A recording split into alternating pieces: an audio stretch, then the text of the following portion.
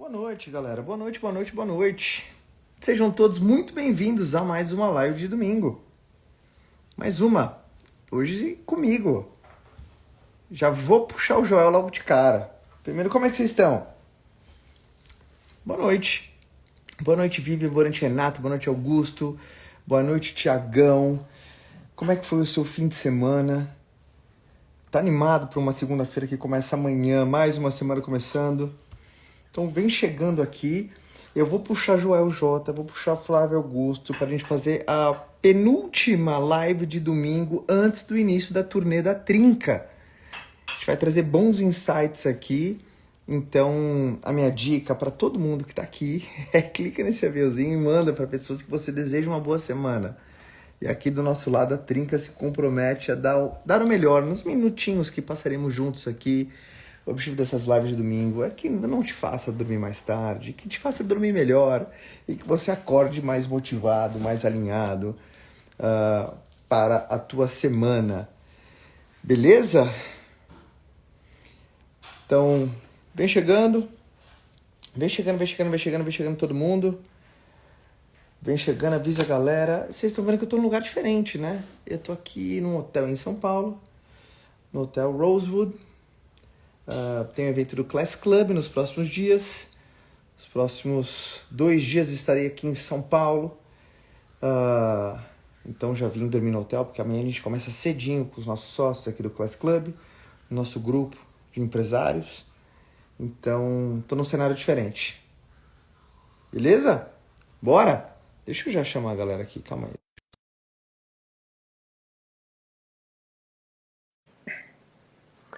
Amor. Oi.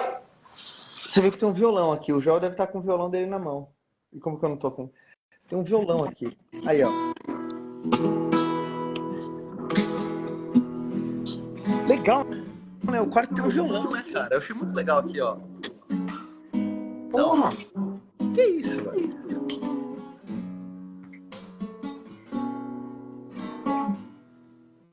Joel, toca um J Quest. Sabe tocar um J Quest? Essa não é mais uma carta de amor. São pensamentos soltos, traduzidos em palavras, para que você possa entender o que eu também não entendo. Eu adoro essa música. Agora o que posso fazer? Eu também não sei. Por que J Quest? Tem alguma coisa com J Quest? É o J, né? É o J, né? É o J, né? Até babei. Eu nunca fiquei no quarto de hotel que tem um violão, cara. Autografado pelo Gilberto Gil, tá? Autografado pelo Gilberto Gil. Mentira. Autografado pelo Gilberto Gil.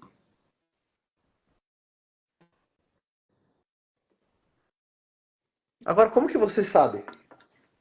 Que é o Gilberto Gil? É. Porque o quarto é temático para o Gilberto Gil. Vou te mostrar por quê. Porque quando você chega no quarto, tem um livro com todas as letras do Gilberto Gil. Tá aí também. Errei, né?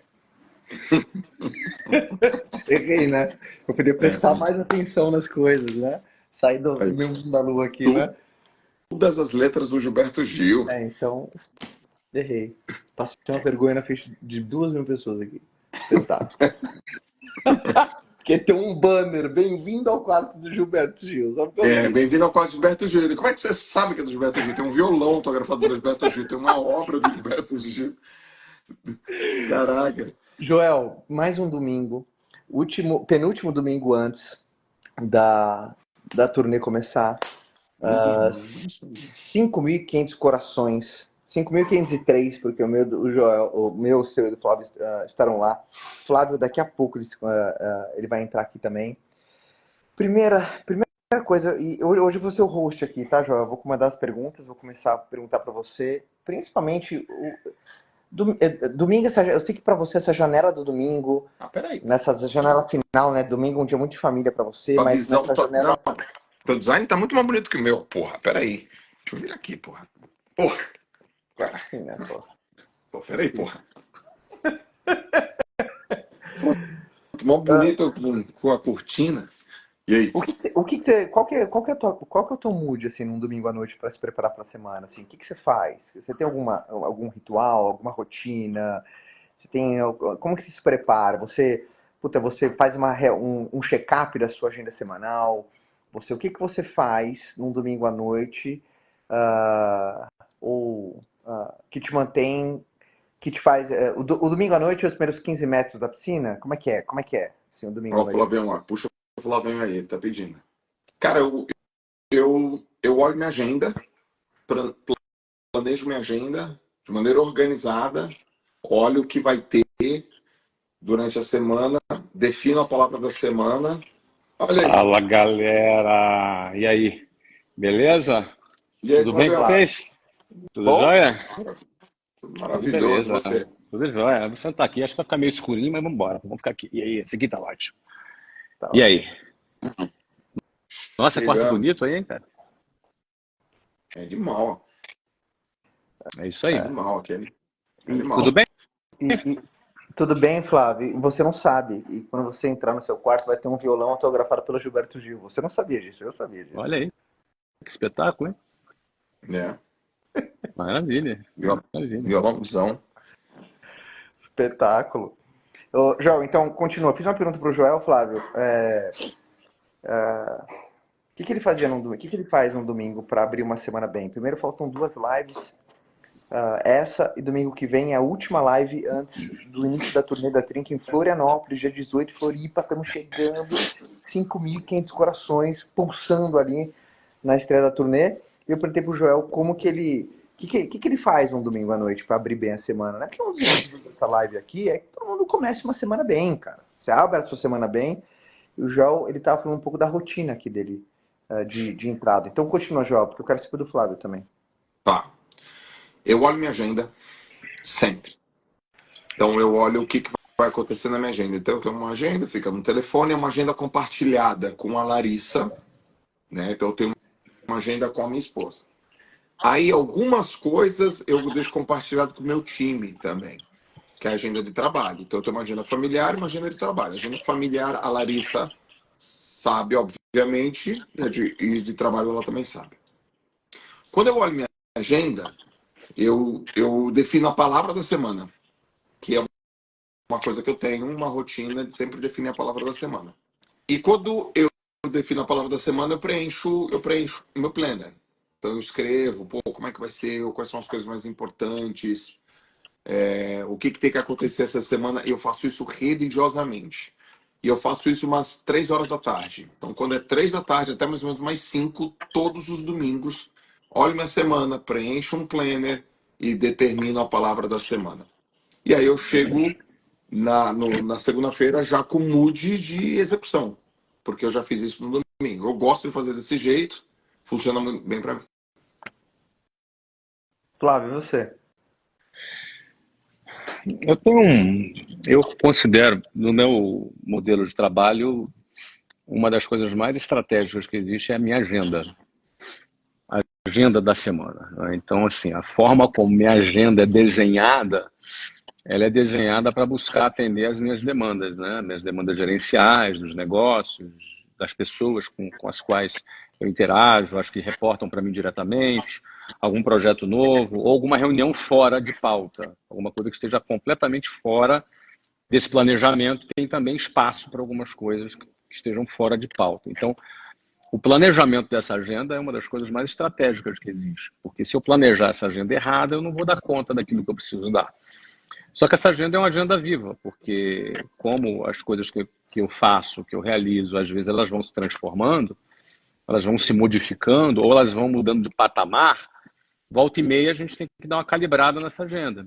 Então tem uma agenda que eu acredito que funcione, e a gente vai observando ao longo do tempo, para observar a efetividade dessa agenda. E a gente vai fazendo ajustes de maneira que essa agenda se torne cada vez mais eficiente. Uma vez que essa agenda está definida, até enquanto ela ainda funciona, porque, conforme eu já disse, ela tem que ir sendo ajustada com o tempo, ela, de alguma forma, ela é repetitiva. Toda semana A segunda-feira é para uma determinada tarefa, a terça, quarta, quinta, sexta e o fim de semana. Ou seja, de alguma maneira, a gente entra quase que num piloto automático, que a agenda está trabalhando para mim, eu vou cumprindo essa agenda e a coisa ela vai funcionando. No domingo, especificamente, que é o dia que antecede esse início dessa rotina, eu costumo pensar em cada um dos projetos. Como eu estou envolvido em muitos projetos, a referência que eu tenho é de um profissional do cinema chamado continuista. O cinema ele tem um profissional chamado continuista porque as cenas dos filmes elas não são gravadas na sequência, capítulo 1, 2, 3, 4, 5. As cenas dos filmes elas são gravadas por locações. Então, por exemplo, você vai fazer um filme e vamos supor que seja um filme sobre boxe. E aí você tem uma das locações para a gravação desse filme é um ringue. Então, tem 10 lutas, vamos supor, durante esse filme inteiro. As 10 lutas são gravadas no mesmo dia, naquela mesma locação. As 10 lutas são gravadas no mesmo dia. Aí tem um outro lugar que é um restaurante. Tem 10 cenas no restaurante. As 10 cenas são gravadas no restaurante. Ou seja, as cenas elas são interdependentes. Existe um profissional, que é o diretor, que ele está pensando na obra como um todo, e ele pensa como vai ser a montagem dessas cenas de maneira a cumprir o filme. Tem um profissional chamado continuista.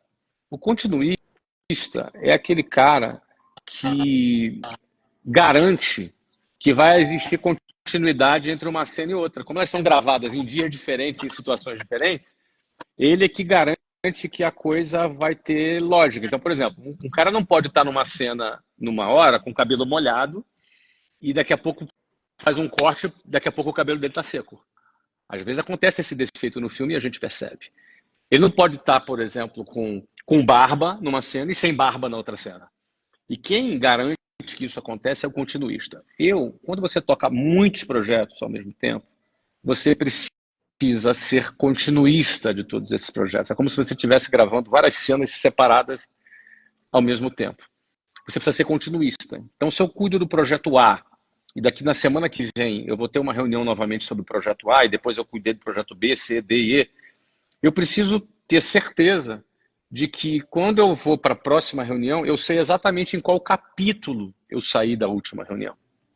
Eu preciso começar a conversar com aquele executivo, com aquela pessoa que toca aquele projeto, para ter certeza que, de fato, eu estou dando continuidade, porque eu não posso perder a continuidade desses projetos.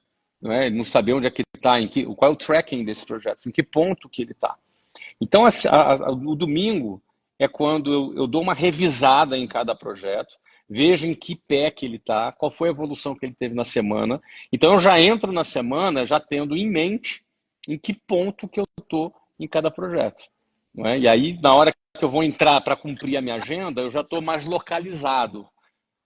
Eu já estou mais localizado, eu não estou entrando assim cru numa reunião, onde eu estou, vou falar com quem, qual é o assunto, onde eu estou. Não. A gente tem que ter a continuidade do processo. Então, o domingo é um dia interessante porque a gente pensa em todos esses pontos, sempre à noite, assim, sabe? Sempre à noite. E sempre foi um hábito, né? Eu, quando trabalhava em Curitiba, por exemplo, eu me encontrava muito com o Edio, né? Lá, a gente faz isso junto. Ele tocava, ele era meu braço direito, então a gente sentava, conversava sobre cada pessoa. Então, a gente entrava na mesma página e começávamos a semana. Então, para mim, o domingo funciona assim, cara.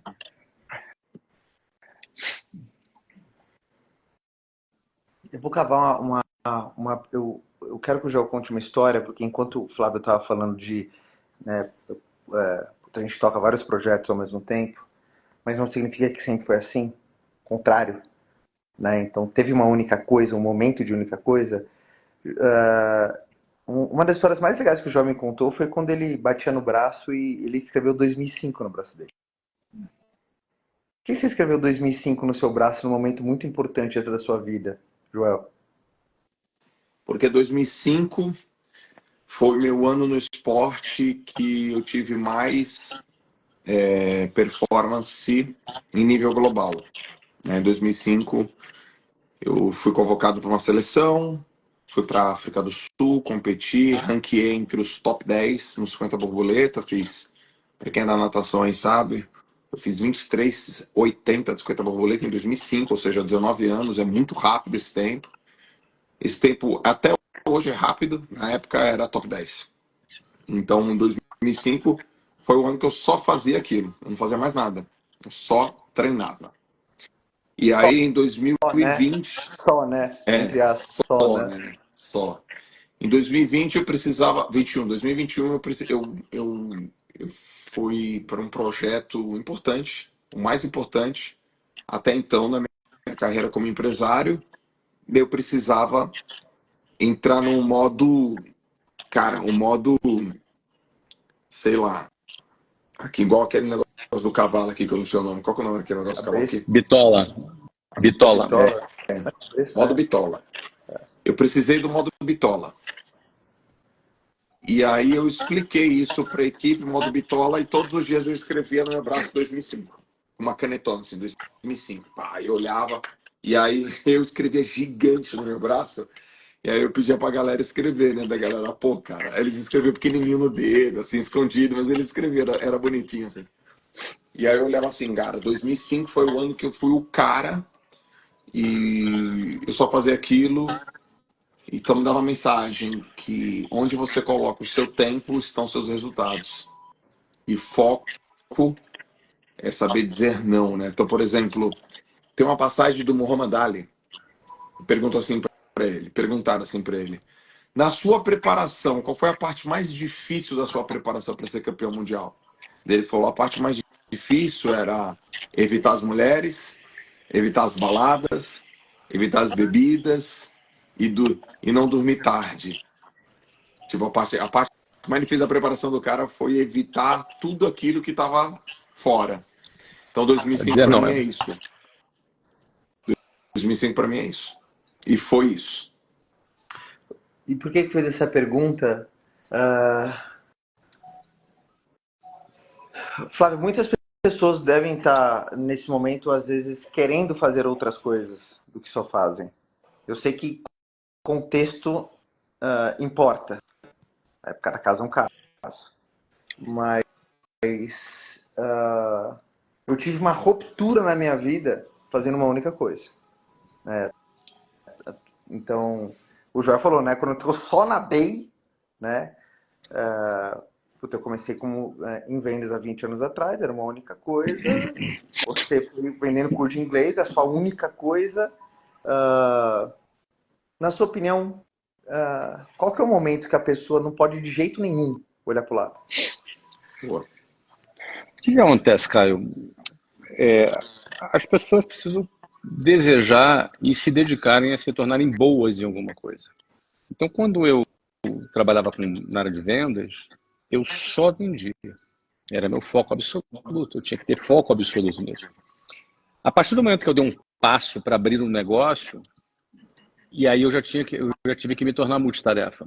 Porque além de vender, eu tinha que cuidar do produto, eu tinha que desenvolver os conceitos todos daquela empresa que eu estava criando, eu tinha que fazer a gestão financeira, eu tinha que ter outras equipes, outros diretores de outras áreas. Então, eu tinha pelo menos 4 áreas diferentes para tocar e aí eu já fui desafiado a me tornar multitarefa. O que eu busquei fazer é focar na área comercial. Sempre 80, 90% do meu tempo foi focado em área de vendas, porque se você resolve receita, tá praticamente quase tudo resolvido. E eu usava as minhas sextas-feiras para tocar as outras áreas. Segunda, terça, quarta e quinta focava em vendas. Sexta-feira, na parte da tarde, início da noite, eu fazia reunião com as outras áreas. Era, inclusive, no final da tarde para o início da noite, um período meio morto de vendas ali. Era justamente esse período morto, meio morto de vendas, que eu fazia as minhas reuniões gerenciais. Mas não tinha jeito, não é? Muitos empresários se perdem nisso, porque eles acabam tirando o foco deles de onde ele deveria ter mais foco, que é vendas. Mas desde quando eu comecei a empreender, que eu não dava mais para ser monotarefa, e aí depois eu fui ter franquia, fui ter escola própria e franquia, a maneira de gerenciar a escola própria é uma coisa, gerenciar a franquia era outra. Então, ou seja, eu fui me tornando cada vez mais multitarefa e sempre com foco em vendas, porque é onde a gente tem a garantia de que a gente vai ter em alta a nossa receita. Então, basicamente, eu digo que quando você está no começo da sua vida e você começa a aprender para você ser bom em alguma coisa, é fundamental ter foco. Se eu não tivesse tido foco absoluto, no modo bitola, igual falou o Joel, até eu chegar num nível mais elevado, quando eu tomei a minha decisão de empreender, eu não teria me desenvolvido. Então, o timing é importante. Se o cara, por exemplo, ele deixa de dar o foco absoluto, quando ele precisa dar esse foco, ele pode se machucar, não é? Ele vai querer fazer o A e o B, e aí, eventualmente, ele não consegue fazer o A e o B, então ele faz ou o A ou o B num primeiro momento, aí num segundo momento ele não faz nem o A e nem o B. Então, assim, você tem que estar muito maduro no A para você dar conta no B também. Se você quiser partir para o B antes de estar maduro no A, muito provavelmente você não vai dar conta nem do A e nem do B.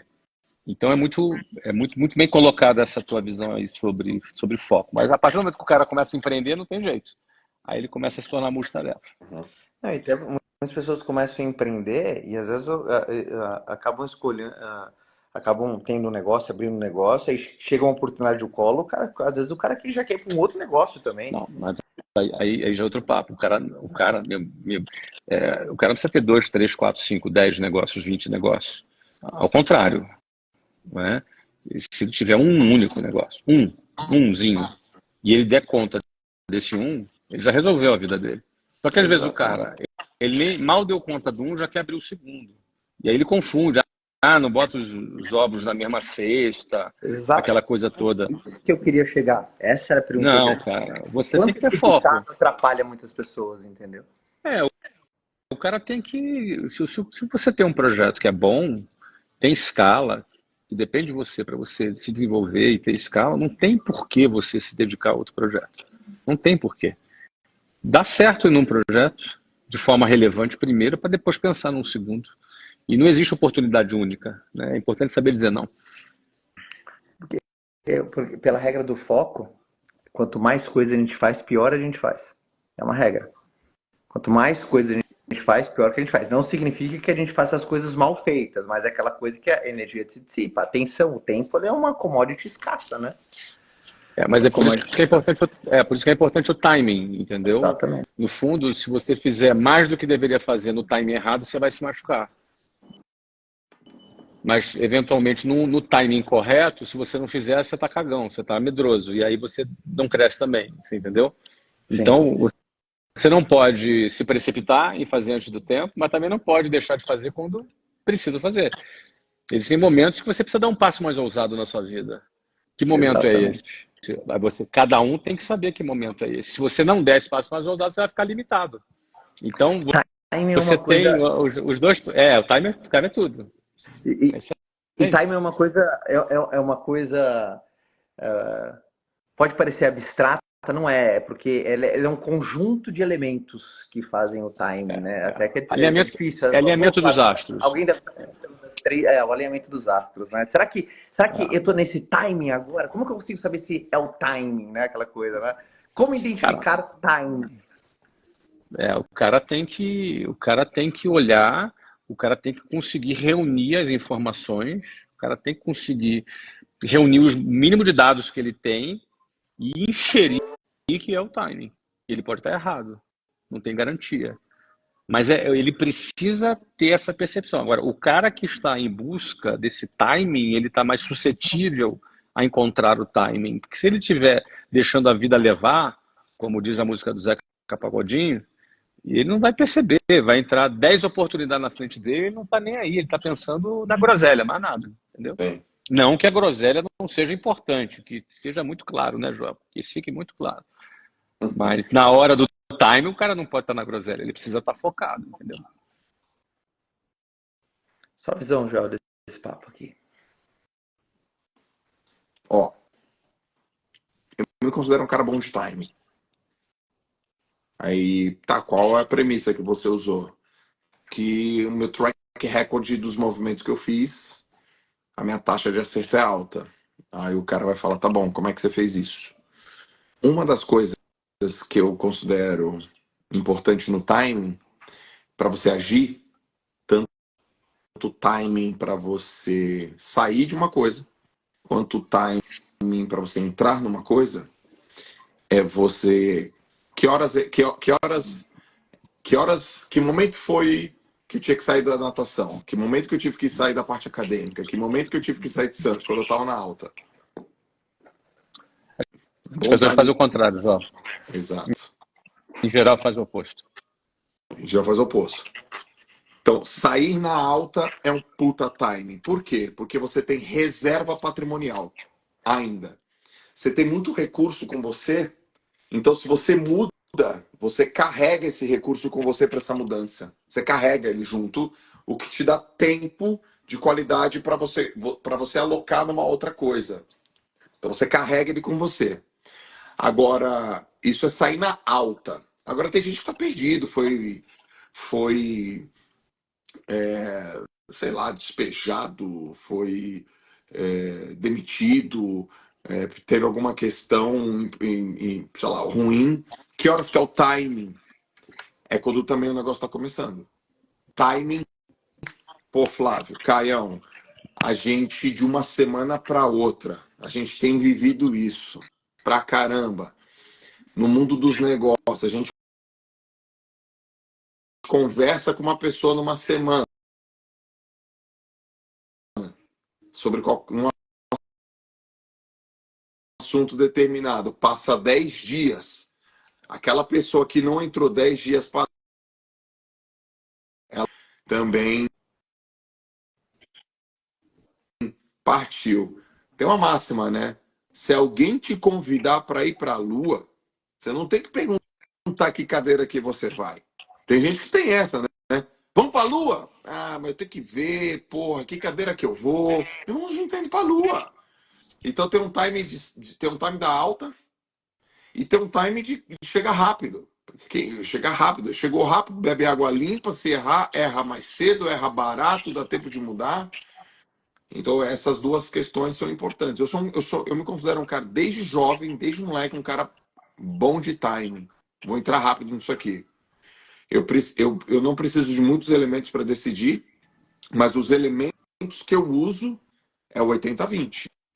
Eles já representam muita coisa. Eu não preciso de muitos elementos, mas os poucos que eu uso representam muita coisa. Eu não preciso de 100% de certeza. Com 80% de certeza, eu já vou. Porque os outros 20% é a taxa de erro. E compensa correr esse risco. Compensa correr 20% de erro para acertar 80%. Eu não sou o cara perfeito ou do perfeccionismo, eu sou o cara da excelência. De subir o sarrafo. Então, isso é o modelo mental. Aprendi nadando, era colocado na fogueira. Fui colocar na fogueira, Flávio, Caio, a vida inteira, pelo meu técnico, a vida inteira. Fogueira, Joel. Precisa abrir o revezamento, Joel. Precisa fechar o revezamento, Joel. Era só Joel, não tinha outro nome. Era Joel para O que, abrir e que, Joel para que, que, a fechar. fogueira, que a fogueira te ensinou? A fogueira me ensinou a tomar uma decisão rápida, num golpe de olho. Num golpe, assim, ó, pá, já sei o que eu tenho que fazer. Eu não tinha tempo. Eu olhava para o lado, olhava para o outro, Gustavo Borges de um lado, Fernando Scherer do outro, vou ter que passar mais rápido do que eu estava pensando. Porque eles estão todos do meu lado. E eu acreditava naquilo. Agora, pô, vou ter que fazer. A água tá mexida. Eu dou 4 golfinhadas, vou ter que dar 6. Quando? Agora. Ia para baixo d'água, 1, 2, 3, 4, 5, 6, 7 pular. Fogueira é minha vida. Eu sou bom de fogueira. Pode jogar na minha mão. Eu sou bom. Eu sou bom. Eu sou bom de fogueira. Então isso me deu. Na fogueira da vida, joga a fogueira para mim. Pode confiar que eu vou dar samba. Se eu fazer um comentário sobre o que o Joel falou, Hum. eu vejo muita gente que quando acha que está em alta, ele acha que está bem, está em alta. Quem sabe, eventualmente, ele está ganhando talvez o maior salário que ele já ganhou na vida toda. Talvez ele esteja num momento mais prestigiado. Aí ele tem aquela falsa sensação de que está estável, né? Poxa, da estabilidade. Pô, estou segurão, estou tranquilo. O que acontece? Ah, ele perde o timing. Porque o momento de se fazer um movimento é quando você está em alta. E o Joel mencionou que a pessoa, quando está em alta, ela tem uma reserva de capital. Além da reserva de capital, ela tem também uma reserva de autoconfiança. Eu ia falar isso. Quando o cara está em alta, ele está muito autoconfiante. Ele está poderoso, está se sentindo muito confiante. Essa autoconfiança não pode ser usada para achar que ele está estável. Eu, quando saí para abrir a WhatsApp, eu estava no meu momento de alta. Eu tinha 23 anos ganhando $7.000 por mês. Era meu momento de alta. Era um dos maiores salários que eu estava ganhando E ano, Flávio, naquele era isso? momento. 7.000 1994. 35 conto. 35 mil reais, eu tinha 23 anos. Então, e eu não tinha muito capital acumulado, tinha quase nada praticamente. Por isso que eu precisei usar cheque especial para abrir. Muita gente pergunta, pô, Flávio, por que você não ficou mais um tempo, não juntou uma grana? Porque é timing. É timing. Né? Os 12% de juros eram mais baratos do que a minha autoconfiança naquele momento. Naquele momentum que eu estava vivendo com a minha equipe, com aquele momentum do projeto que eu iniciar, do plano real iniciando. Você entendeu? Do contexto que eu vivia na empresa que eu estava, eu tinha que sair naquele momento. Aquele era o timing. E todo esse conjunto de fatores e informações me davam a convicção de que o momento era aquele. Eu tinha um cara que era meu braço direito, que foi a pecinha que faltava do quebra-cabeça para eu tomar minha decisão de sair, que era o Edio, que vocês conhecem bem o Edio. O Edio não estava satisfeito lá na outra empresa, e ele falou, Flávio, gosto de você, tô contigo, pô, cara, você me ajudou muito, mas, cara, não dá mais para ficar aqui, eu tô saindo, vou sair. Então, cara, vou cumprir aí 30 dias de aviso prévio e vou sair fora. Não vou te deixar na mão, entendeu? Mas vou sair. E ele era meu braço direito. E aí eu falei, Ed, eu faço o seguinte, pensa 24 horas aí. Vou te dar 24 horas para você pensar, amanhã você volta. Na verdade, eu não dei 24 horas para ele. Eu dei 24 horas para mim, para eu decidir o que eu ia fazer. E aquela última pecinha falou, cara, agora é a hora. Agora é a hora. Você entendeu? E aí, no dia seguinte, eu falei assim, cara, eu não aceito a sua demissão. E ele, pô, mas como assim? Porque eu vou pedir demissão primeiro que você. E ele, cara, eu era chefe dele. Como assim, cara? Tá louco? Tá maluco? Ele quase caiu duro. Você entendeu, cara? Então, o que acontece? A hora da transição é a hora, aí, é a hora da alta. Aí, o que acontece com o cara? É um tipo de pergunta que eu recebo com frequência na caixinha, e ao longo da minha vida eu vi isso várias vezes acontecer. A pergunta geralmente é assim, Flávio, não estava esperando, acabei de ser demitido.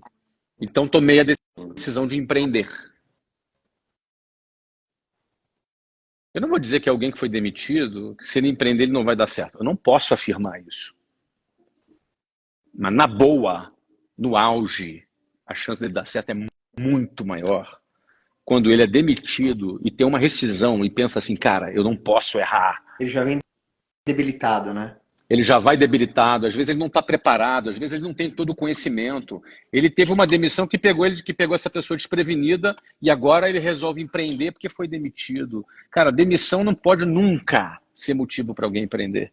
Alguém empreender precisa ser porque ela quer, porque ela tem mais ambição, porque ela quer chegar mais longe. Esse tem que ser o motivo. E aí, quando eu tenho essa prerrogativa de entender qual é o meu motivo, eu tenho também mais tempo para me preparar. Porque uma das razões que 80% das empresas quebram antes de completarem 10 anos é que o empresário não está preparado para abrir esse negócio. Não está preparado, não é só não tem capital. Às vezes até tem o capital, mas não está preparado, não tem todo o bloco de conhecimento necessário, não conhece o mercado, não sabe vender. Ele acha que vai abrir a loja e as pessoas vão entrar, vai abrir a hamburgueria dele e as pessoas vão comprar hambúrguer. E não é assim. Você entendeu? Então, assim, o cara falar, pô, eu decidi empreender porque fui demitido, de novo, repito, alguém pode ser demitido e ter um negócio ser bem sucedido. Mas o melhor momento é quando está em alta e não em baixa. Então, eu vivi isso várias vezes, as minhas transições todas foram em alta. Inclusive, todas as vezes que eu vendi as minhas empresas foram em alta. Porque o momento de vender é quando está em alta. É tão difícil para as pessoas fazer esse movimento do jeito contrário, né?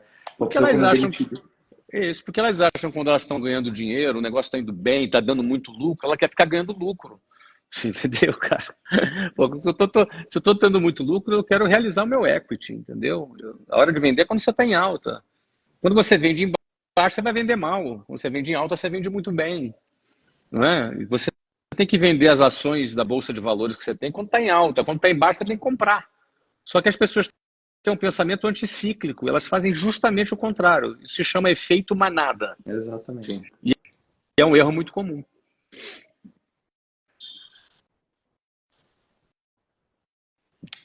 João, eu vi que enquanto o Flávio falava, eu acho que principalmente do lance quando as pessoas esperam uma situação, por exemplo, puta, o cara pediu demissão para empreender, realmente como as pessoas fazem o contrário, né?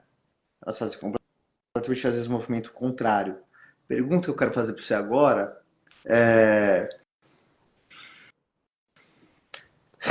resultado gera confiança. Certo. Falta de resultado gera descrédito. Certo. Agora, como a pessoa elevar a confiança nela se o resultado não tá vindo? Tá, ela fala, puta, trinca maravilhosa, eu entendi. Mas como é que eu aumento a minha confiança? Porque se eu olhar para o meu resultado, confiança não vem. Certo. Aonde que eu posso me apoiar para buscar minha confiança? Boa. Boa. Essa pergunta é muito boa porque ela versa sobre aquela ideia, né? Conhecimento é poder, mas falta de conhecimento é falta de poder, né? Boa. Então, Cara, olha pro mês de fevereiro agora, foi uma porcaria. Ele olha pro fevereiro, ele entra na conta do banco dele, ele se chateia, ele nem entra para não ficar mal. é verdade. E o resultado, cara, é sim, cara, é a concretização, é a materialização que o trabalho foi realizado. Mas a coisa mais poderosa para a gente se manter motivado, que é o motivo, é o progresso. Eu não tive o resultado, mas eu percebo que eu avancei. Então, como um conselho aí para 3.300 pessoas quase, toma cuidado para você não se cobrar errado, porque tem uma galera que fala, meu problema é que eu me cobro muito. Mas talvez o teu problema é que você se cobra errado. E ao se cobrar errado, você se critica que você não conseguiu, ao invés de você criticar o quanto você avançou. E a somatória dos avanços que geram somadas o resultado que você tanto quer. Porque se o cara chegar no final e falar, cara, eu não tô melhorando, é isso que pega, eu não estou melhorando. Eu melhorando o que ele quer buscar. Porque imagina o seguinte, o cara vai na academia. Eu quero emagrecer. Aí vai todos os dias. E não melhora, e não emagrece, ele vai falar, pô, tem alguma coisa errada? Tem.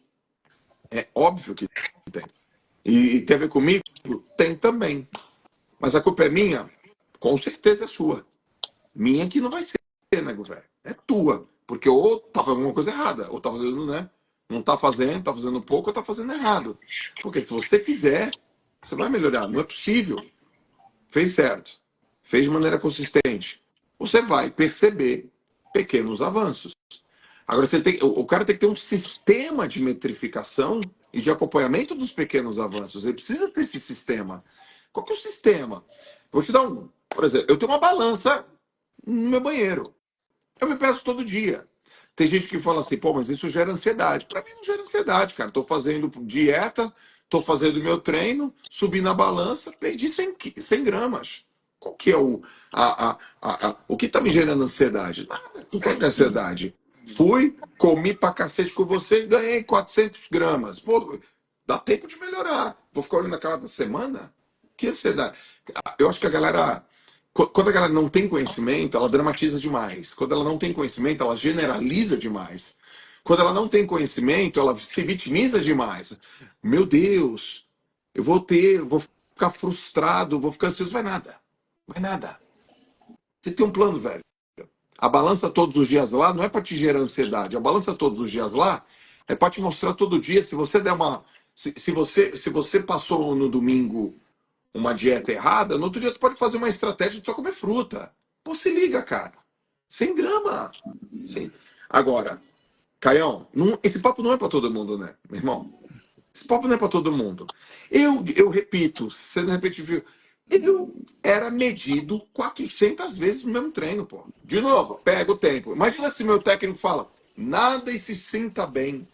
Ah, velho. Ou assim, ô, Joel, vamos nadar hoje, mas não vou medir o tempo para não gerar ansiedade. Não vão medir o tempo para você não ficar ansioso. Pô, cara, acorda pra vida.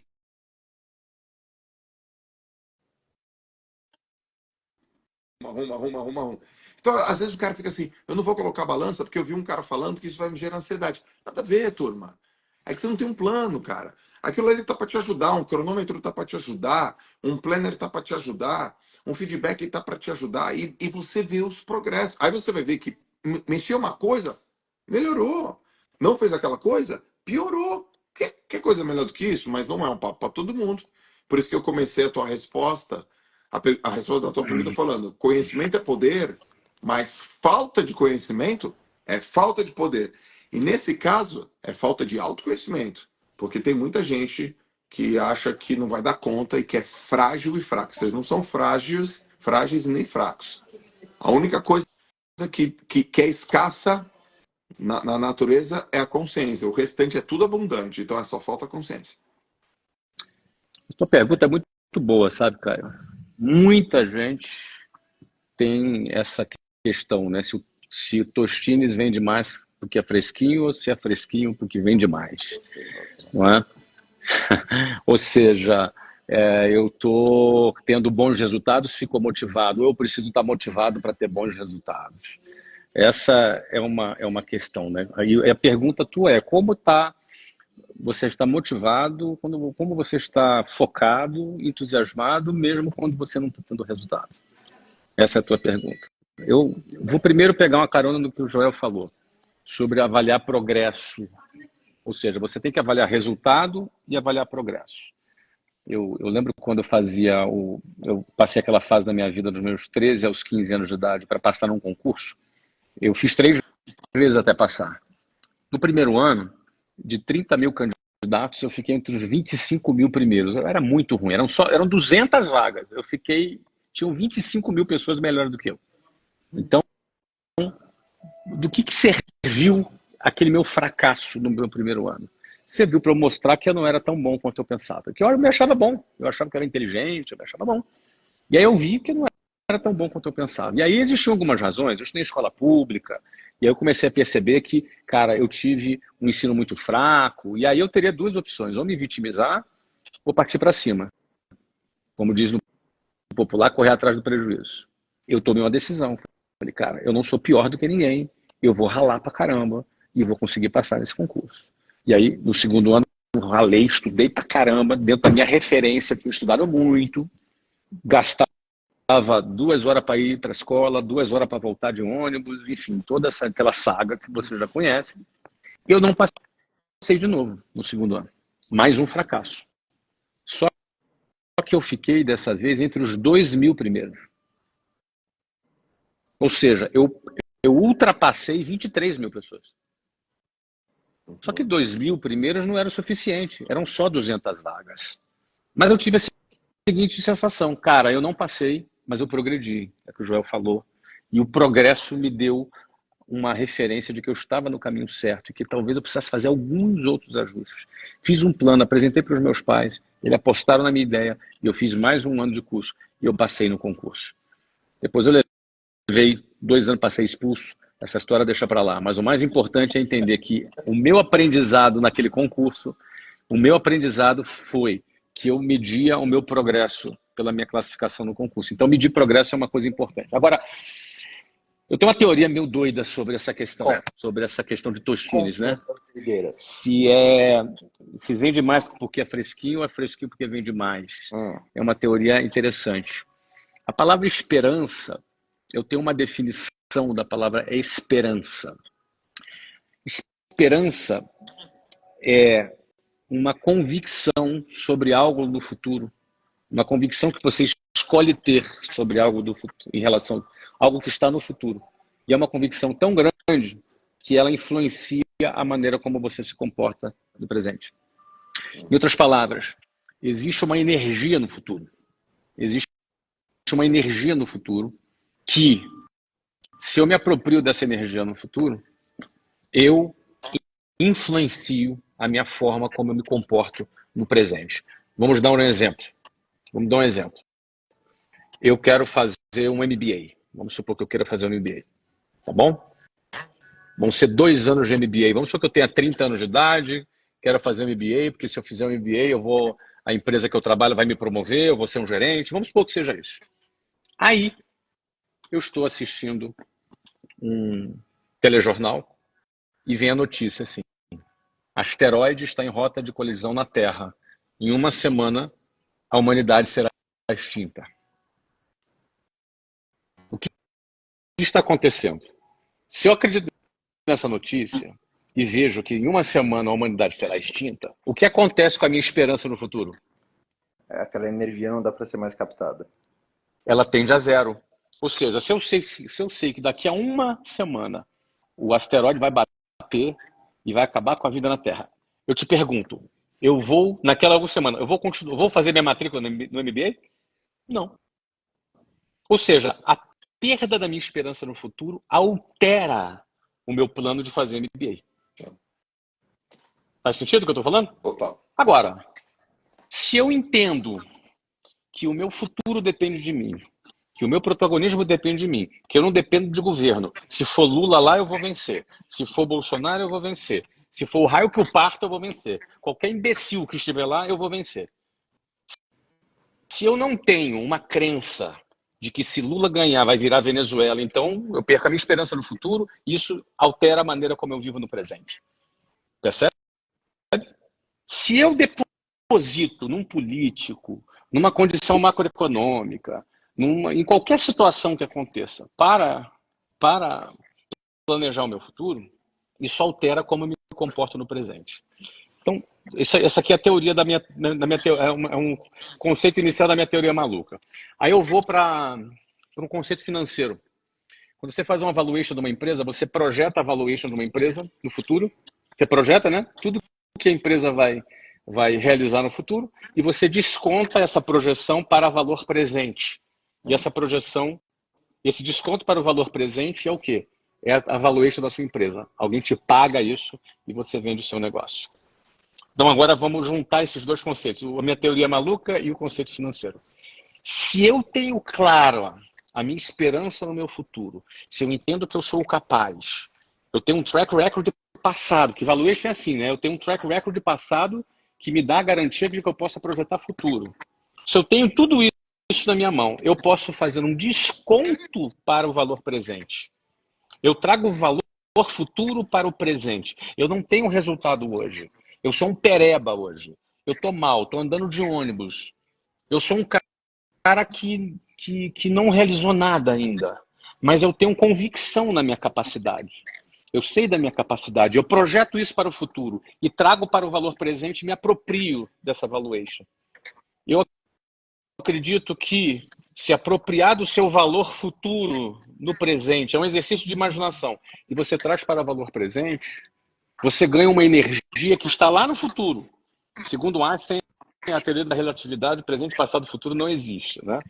Mas eu me aproprio dessa energia e trago ela para o valor presente. Aquilo me dá a convicção de que eu sou capaz. É daí que eu tiro a minha motivação. Eu tiro a minha energia daí. Olha, tá motivado quando tudo dá certo, qualquer imbecil consegue. Você tá motivado quando as coisas estão bem, quando tá todo mundo te elogiando, qualquer imbecil consegue.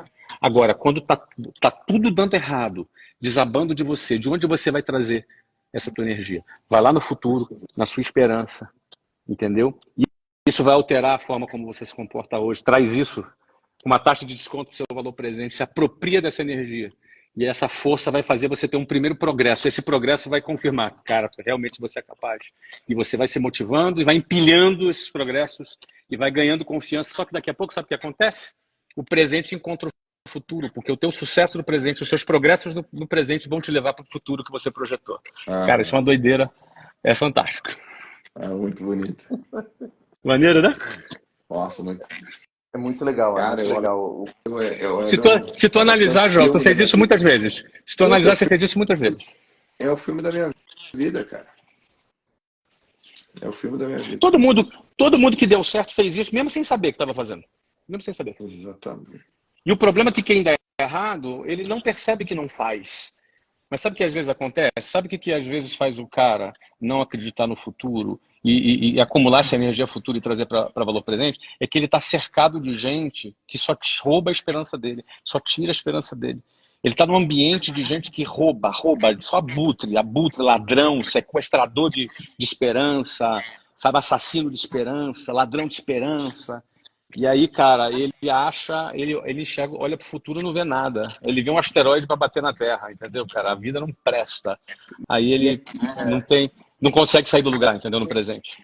E é tão louco isso se as pessoas não conseguem resgatar a energia do futuro, que é pautado na esperança, Isso. é binária a parada. Se você não consegue resgatar essa energia para o valor presente, Zero. você vai resgatar desânimo, porque não deixa vácuo.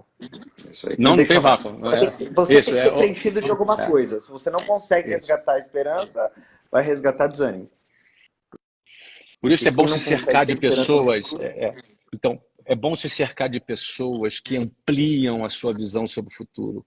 Que é dali que você vai alimentar a sua autoconfiança hoje no presente. Gente, isso é meio filosófico, até um pouco poético, mas, cara, quantas vezes eu não tinha de onde tirar. Imagina eu andando num ônibus lotado. Cara, 8 pessoas por metro quadrado, 40 graus. Cara, eu cansado, cheguei 1h da manhã em casa, acordei às 5. E eu ia lá, cara, 2h30 de ônibus indo, e eu olhava para aquele lugar assim, eu pensava, eu não pertenço a esse lugar. Eu vou sair daqui, eu não pertenço. Sabe por que eu achava que eu não pertencia? Não é que eu me achava melhor do que aquelas pessoas, não. É que eu estava projetando o meu futuro e trazendo para valor presente. Eu tinha 19, 20 anos de idade. Eu ia vender, às vezes eu ia atender um mega diretor, um cara bonzão, cara numa sala bonita, o cara bem vestido, eu lá com meu terninho, minha gravatinha chuchulenta, indo lá atender ele. Só que eu olhava para ele e falava, cara, eu tenho 19, 20 anos, ele tem 40. Eu com 30 vou estar ganhando mais do que ele, cara. Eu com 30 vou estar ganhando mais do que esse cara. Mas eu sabia que com 23 eu já estava ganhando mais do que esse cara. Ou seja, eu não me sentia inferior. Por que eu não me sentia inferior? A única diferença entre mim e ele é o tempo. Eu com 19 anos, eu tenho um tempo a meu favor. Ou seja, eu olhava para aquele cara e falava assim, ó, segundo Einstein, presente, passado, futuro não existe. A teoria da relatividade, ela consegue transformar tudo isso numa energia. Eu pensava, cara, ele é um colega meu, eu sou diretor igual a ele, cara. É uma questão de tempo. Então eu não me sentia inferior a ele. Então eu olhava para ele, conversava de... Isso me dava o quê? Autoestima. Percebe? Porque o que acontece? O que mais eu poderia me apoiar? Morava lá na Casa do Chapéu. Andava 2h30 de ônibus, duro.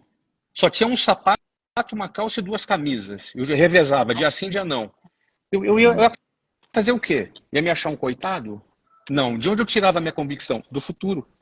Isso me dava autoestima para falar com o diretor. Eu atendia um cara e ia vender, eu não me sentia inferior a ele. As pessoas que se sentem inferior a outras é porque elas não estão se apropriando do valor da esperança no futuro e trazer isso para o valor presente. Então, isso aí para mim era a única alternativa que eu tinha. Eu não tinha mais nada para me apoiar. Era só isso. Que saideira, hein? É isso aí. E Para fechar bem, para fechar. E para fechar, falando em energia do futuro, falta 8 dias. Tem um futurinho aí, né? Tem um futurinho chegando aí. Falta 8 dias. Da trinca começar, senhoras e senhores. Que energia que eu tô resgatando no futuro. Então, para todo mundo que tá aqui... Você quer ver uma outra coisa? Só pra gente fechar aqui, cara, para fechar essa coisa que é meio filosófica. Depois que a gente conquista muita coisa na vida, a gente também consegue ter energia no passado. É verdade. É verdade. É verdade. Porque tu pensa assim, cara, 2005, eu fiz tanta coisa. Por que 2005 você anotou no braço? Era uma energia que estava no passado que você trazia pro presente também. É verdade. Sacou? Ó, passado, presente e futuro não existe. Na teoria da relatividade, passado, presente e futuro não existe. O tempo e espaço não é definido dessa forma. Sensacional. Faltam 8 dias. dias pra turnê começar? 8 dias, Floripa, hein? 5.500 pessoas, vai estar um espetáculo aquilo ali, cara. Tô contando os dedos. Vai ser lindo. Eu também. Vai ser Turma, top. se você ainda não tem o seu ingresso da turnê da Trinca, entra no site atrim.k ou vai na minha bio aqui, ou na do João, ou na do Flávio. Atrim.k, CA, garanta o seu ingresso. A gente vai rodar 21 capitais, obviamente, algumas capitais, boa parte das capitais já se esgotaram, Rio de Janeiro, São Paulo, Curitiba, Porto Alegre, 2 sessões, São Paulo, 2 sessões. Então, entra porque a partir da segunda que vem, a turnê começa e a turnê vai fazer barulho. E eu não quero que esse barulho deixe o seu lugar ocupado. Você tem que estar sentado lá. Tá? Você tem que estar sentado lá com pessoas que você gosta, com pessoas que você ama, com a tua trinca na vida. Todo mundo tem uma boa dupla, todo mundo tem uma boa trinca. Então você tem que estar lá, tá bom? E trinca, falta mais uma live para a gente fazer o valendo, a gente rodar esse Brasil e a gente tá conectado com outros corações. Então falta só mais uma. Mais uma. No próximo domingo, no futuro, na energia do futuro Só da próxima live, vai a faltar gente menos vai do estar que falando, 24 horas. amanhã começa. Cara, E semana que vem a gente tem semana que vem a gente tem um anúncio importante, né? Vai ser um dia antes da Trinca, a gente tem um anúncio importante que a gente quer avisar para eles aqui num grande finale, não é? Então, não deixa de estar aqui domingo que vem, que a gente tem um anúncio muito importante. A gente vai te surpreender. A gente espera fazer isso. tá? Boa. Algum recado mais? Vocês querem deixar alguma coisa? Mas foi maravilhoso. Tô falado e agora vamos papar, né? É isso aí. Vou Boa encontrar semana para vocês todo agora. mundo e a gente se vê na Trinca. Gente, até semana que vem. Entra lá, garante, manda o link da Trinca para quem não foi. Se você que tá indo, chama mais alguém para ir com você. Fala, cara, você tem que estar com a gente para te resgatar essa energia que tá lá no futuro. Tá bom? Vamos embora, vamos recolher ela, porque tem muita gente que precisa, tem muita gente que tem, é só saber ir lá buscar. Então, um beijo para todo mundo e bora fazer acontecer. Até semana que vem.